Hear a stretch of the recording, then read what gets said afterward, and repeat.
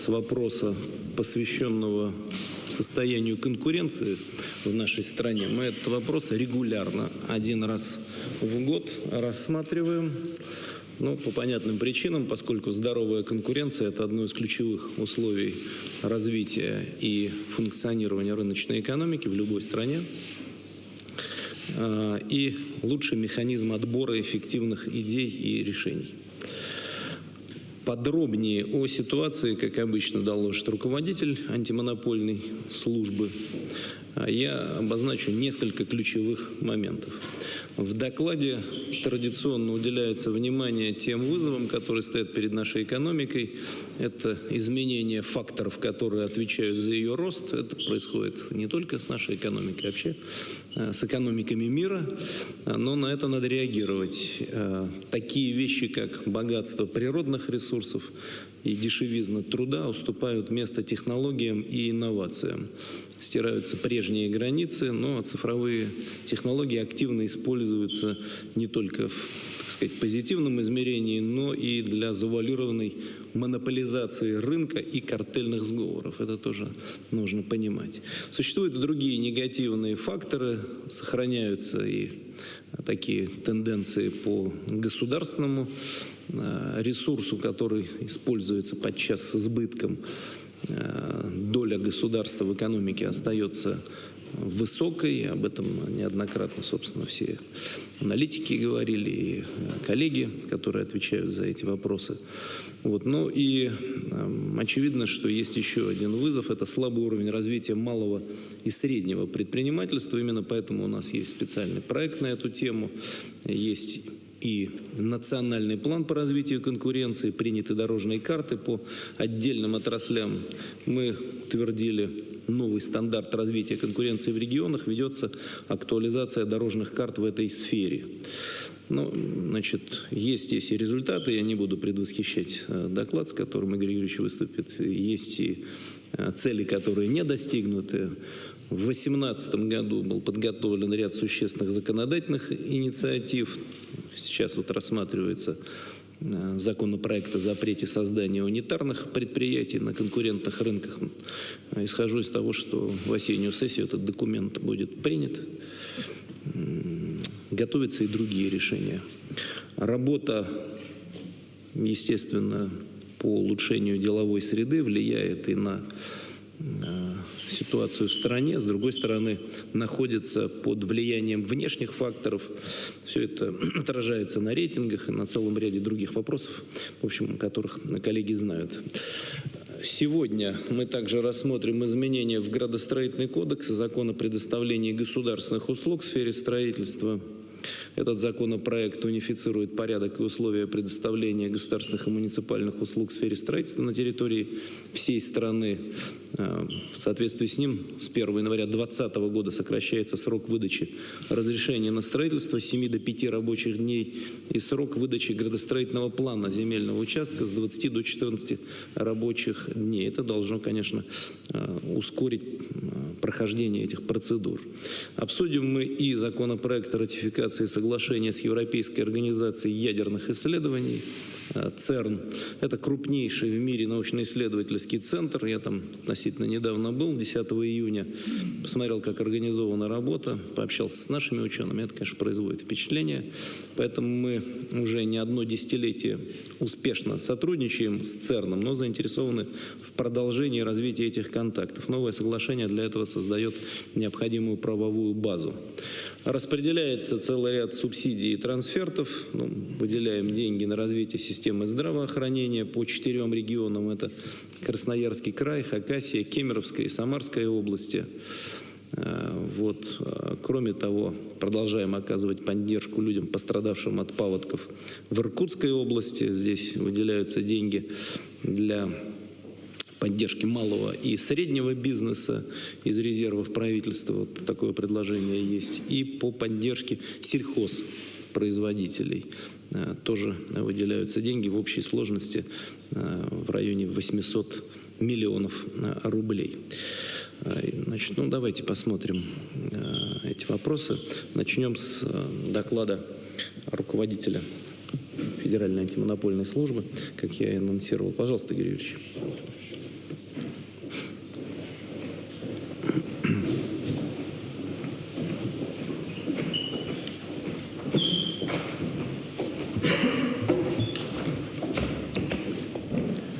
Уважаемый Дмитрий Анатольевич, уважаемые члены правительства, позвольте в соответствии с законом о защите конкуренции в Российской Федерации представить 13-й ежегодный доклад Федеральной антимонопольной службы о состоянии конкуренции в стране.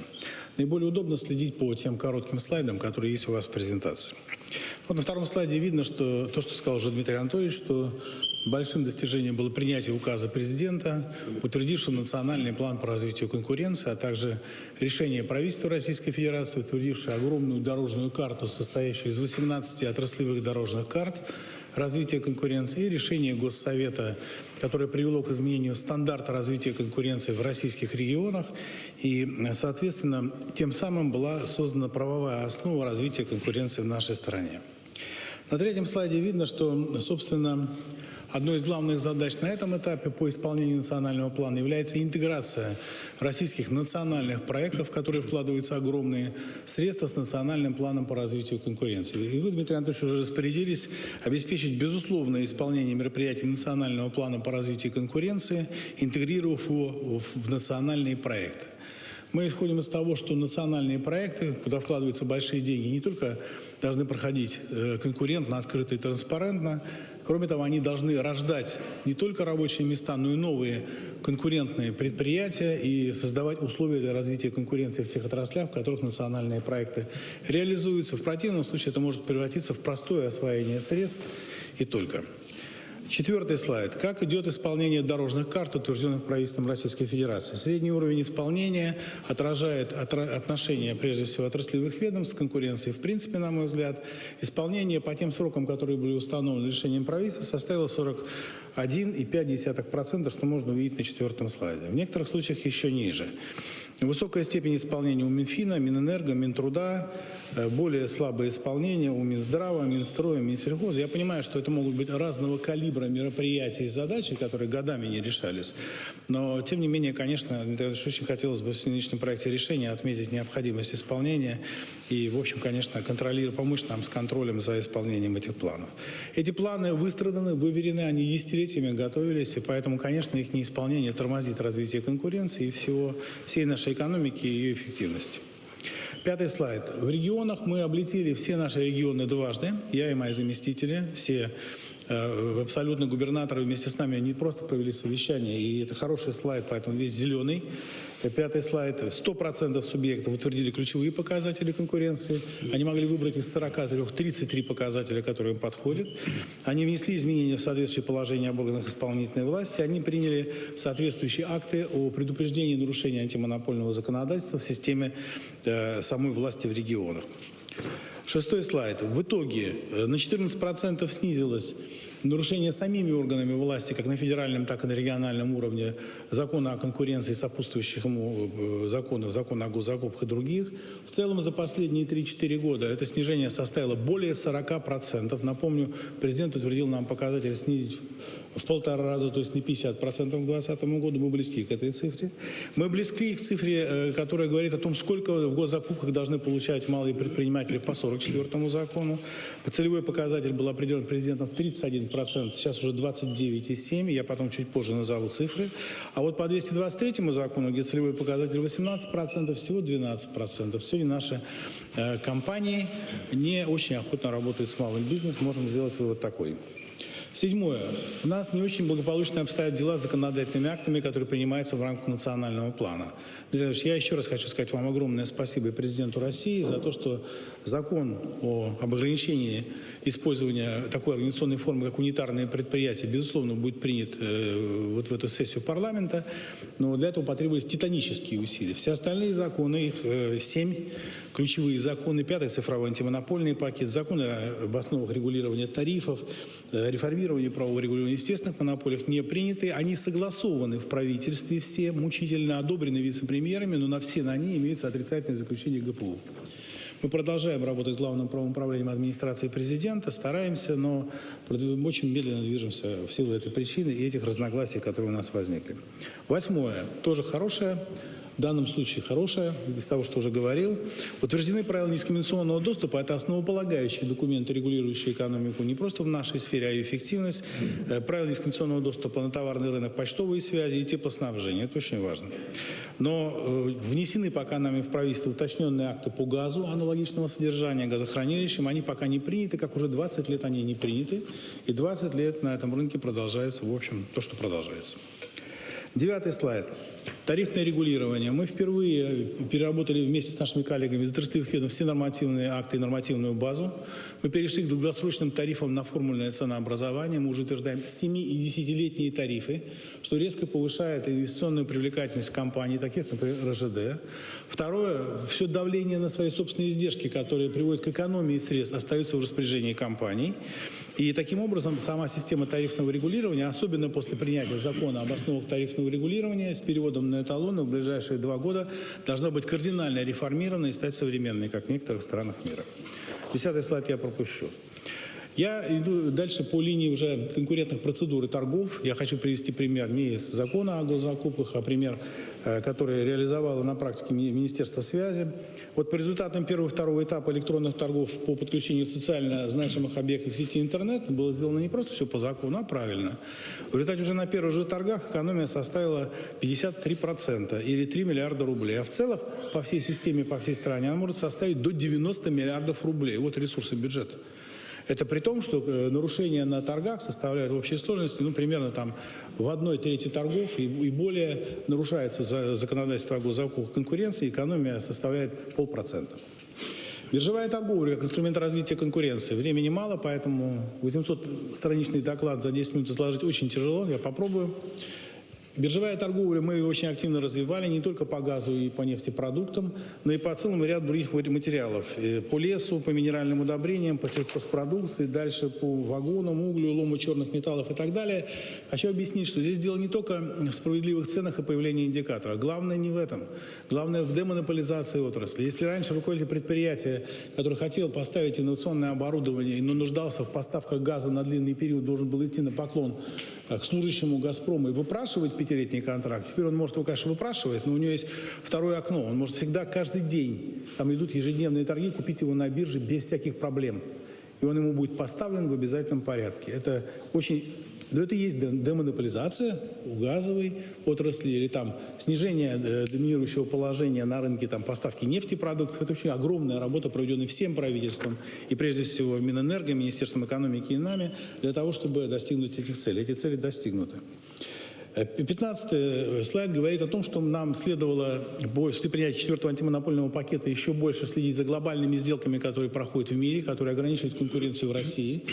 И координируя эту работу вместе с такими странами БРИКС, как Китай, Индия, Бразилия и ЮАР, и выдвигая согласованные позиции, например, в таких сделках, как Байер-Монсанто, мы добились для восстановления конкуренции подарков, компенсаций на сумму до 500 миллионов американских долларов безвозмездно для того, чтобы они передали нам соответствующие семена, уникальные генетические линии, и тем самым можно охарактеризовать, что это на самом деле придет к тому, что мы 5 лет спасли во времени нашего, для того, чтобы не отставать всем остальным. Так нужно делать и по другим сделкам. Мы это делаем под руководством вице-премьеров. Следующий слайд я пропускаю, хотя там есть очень много о международном сотрудничестве, и даже с трибуны ООН нам предстоит выступать по борьбе с международными картелями, и внесен в повестку ООН вопрос о так называемом приложении F, который говорит о плохих практиках транснациональных корпораций. Мы знаем, из каких стран они происходят. Происходит дискриминация целых стран и народов, в том числе и нашей страны, этими транснациональными корпорациями. И он должен это признать, приняв соответствующее положение. Мы это делали вместе с МИДом. 17 слайд. Малое предпринимательство. Здесь плохо. С одной стороны, мы можем сказать, что госзакупки сегодня составили уже те, которые попадают в руки малого бизнеса по 223 и 44 закону, достигли 2,7 триллиона рублей. Это огромный успех. Напомню, еще там 6, 7, 8 лет назад это было 200 миллиардов и даже меньше. Но вместе с тем они сокращаются. Сокращается малый бизнес на 4%, на 5% ежегодно. Значит, причина не в госзакупках, причина в другом. Их надо искать, эти причины. Картели, 18 слайд. Самые картелизованные рынки – это стройка, медицина, фармакология, прежде всего. И мы об этом много раз говорили. И вы видите на этом слайде, на 18-м, где это все распространено. И теперь о проблемах, очень коротко. 22 секунды у меня осталось, дальше, наверное, попрошу еще 1,5 минуты, если можно. Ну, во-первых, надо реализовать национальный план просто, и нужно законы те принять, о которых мы говорили, и в том числе по тарифах. Картелизация экономики, принят специальный план и поправки в закон. Низкие темпы приватизации следует отметить. Нарушения на торгах носят массовый характер, в том числе при реализации национальных проектов. Отсутствие правильного дискриминационного доза в газе. Разрешите попросить 1 минуту, я закончу. Да, давайте. Есть. Устаревшие правила дискриминационного доступа в РЖД. Медленное развертывание современных электронных систем контроля сопоставления цен, фармацевтика, строительство, государственный заказ, огосударствование финансового сектора, в том числе и по объективным причинам, неконкурентное предоставление природных ресурсов хозяйственным структурам, то есть это, что называется, и без торгов, и под столом, отсутствие единых процедур по продаже имущества. Мы очень много говорили о госзакупках, но о продажах имущества сегодня вы вообще не услышите нигде. Еще раз хочу повторить, уже, наверное, 8-й раз я хочу об этом сказать, в 8-м докладе. Мы не увидим нигде публичных объявлений о продаже конфиската, вещественных доказательств, которые используют следствие. Я уж не говорю о природных ресурсах, которые мы раздаем бесплатно, без конкурентных процедур во многих случаях. И тем самым кто-то обогащается и создается неконкурентная среда. Значит, про тарифы я уже сказал. И завершая свое выступление, собственно, я хочу сказать еще одну вещь. Значит, перед тем, как перейти к формулированию уже, собственно, стратегии на ближайший год, мне хотелось бы обратить внимание, что заработная плата центрального аппарата Федеральной антимонопольной службы, территориальных органов, центрального аппарата в 2 раза ниже, чем у наших друзей из налоговой службы. Это просто для того, чтобы сказать, какое обеспечение мы сегодня имеем. Но основная задача – исполнить указ президента о национальном плане и акты правительства и начинать подготовку, уважаемый Дмитрий Анатольевич. Я хотел бы, чтобы тоже это нашло отражение, если можно, в решении.